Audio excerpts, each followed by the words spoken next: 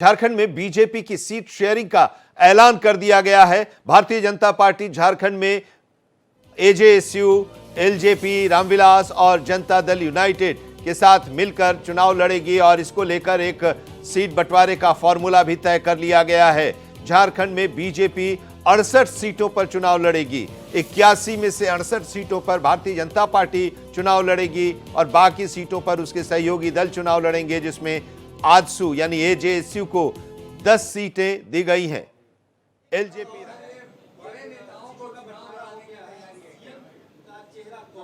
CM का सेहरा आप ही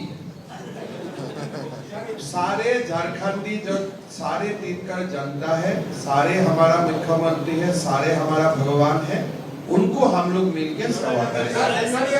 हम आपको बताया ना, कोई जवाब है, ये पूरा जवाब है।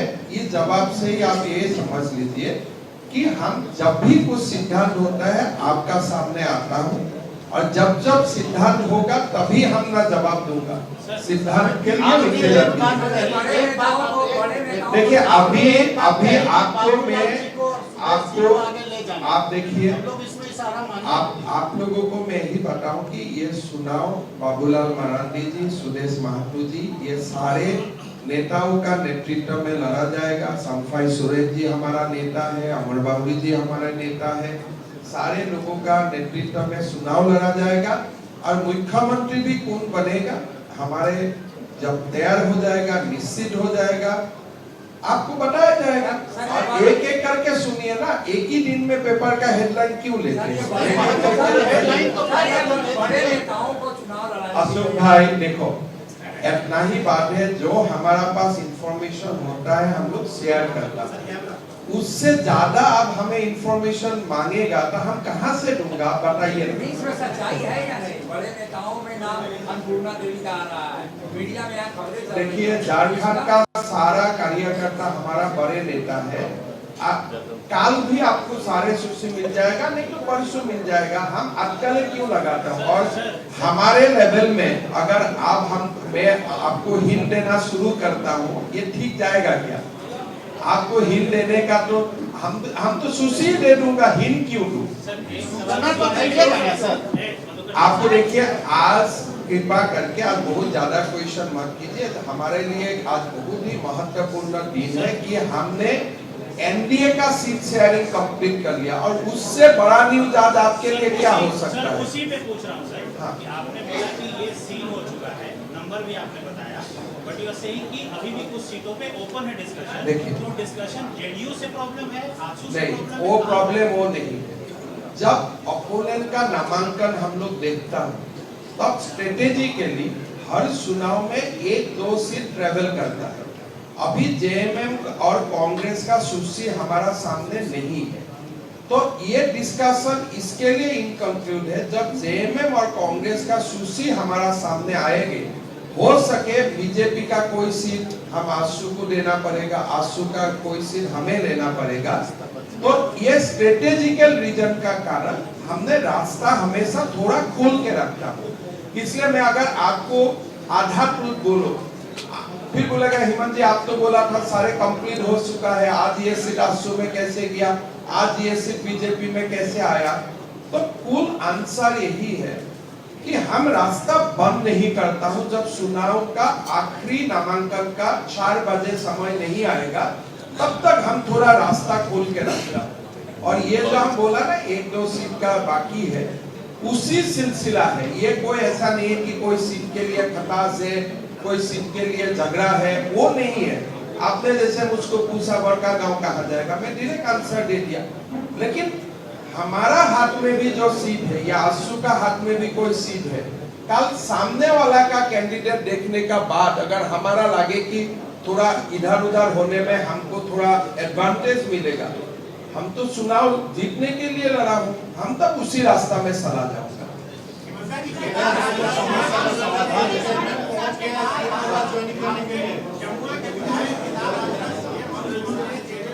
देखिए, जो जेएमएम भी जाएगा हमारा ही है, हमको सबको शुभकामनाएं है। हमारा झारखंड का विकास हमारा लक्ष्य है। कौन कहाँ जाते हैं वो बात बहुत मायना नहीं रखता है।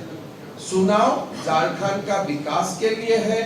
अगर हम भी हेमंत सोरेन का घर तक सलाह जाने से झारखंड का विकास होना चाहिए, तो हम चुनाव कोई ऐसा नहीं है, जो भी जाए अच्छा हो, लोग अच्छा सरकार चुने, लोग प्रभावी सरकार चुने, झारखंड का एक बहुत बड़ा विकास हो, भारत का पहला 5 स्टेट में झारखंड का नाम आए, ये बड़ा मुद्दा है। कौन कहाँ जा रहा है ये हमारे लिए कोई मायना नहीं रखता।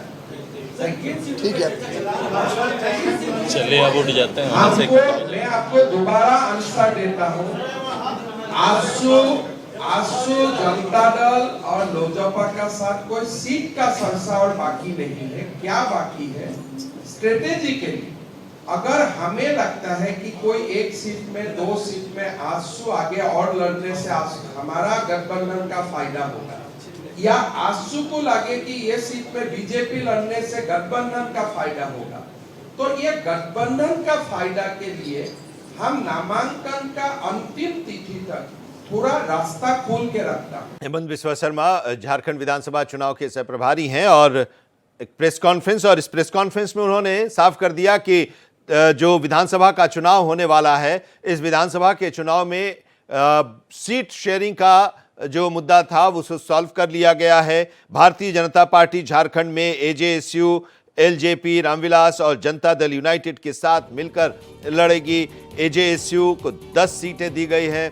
इसके साथ ही एलजेपीआर 1 सीट पर और जेडीयू 2 सीट पर चुनाव लड़ेगी और बीजेपी 68 सीटों पर चुनाव लड़ेगी। भारतीय जनता पार्टी को पिछले चुनाव में 25 सीटें हासिल हुई थी, सत्ता से बाहर हो गई थी बीजेपी, और 33.37% वोट भारतीय जनता पार्टी को 2019 के चुनाव में मिला था। और इस बार भारतीय जनता पार्टी एजेएसयू और एलजेपीआर और जेडीयू के साथ मिलकर चुनाव लड़ने का ऐलान बीजेपी ने किया है। अभी प्रेस कॉन्फ्रेंस में हेमंत बिस्वा शर्मा असम के मुख्यमंत्री हैं और झारखंड में विधानसभा चुनाव के सह प्रभारी हैं, उन्होंने ये ऐलान किया है कि सीटें भी अब न सिर्फ नंबर ऑफ सीट्स बल्कि हर सीट कौन किस सीट पर चुनाव लड़ेगा ये भी साफ हो गया है और उम्मीदवारों के नामों का ऐलान भारतीय जनता पार्टी कल या परसों तक कर देगी।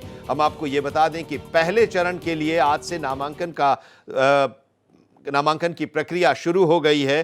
43 सीटों पर पहले दौर में वोट डाले जाएंगे 13 नवंबर को, और उसके लिए आज से नामांकन की प्रक्रिया शुरू हो गई है। एजेएसयू को जो 10 सीटें मिली हैं वो आप देखिए, सिल्ली, जुगसलाई, गोमिया, ये एजेएसयू का हम बता रहे हैं, रामगढ़, ये सीटें एजेएसयू को मिली हैं।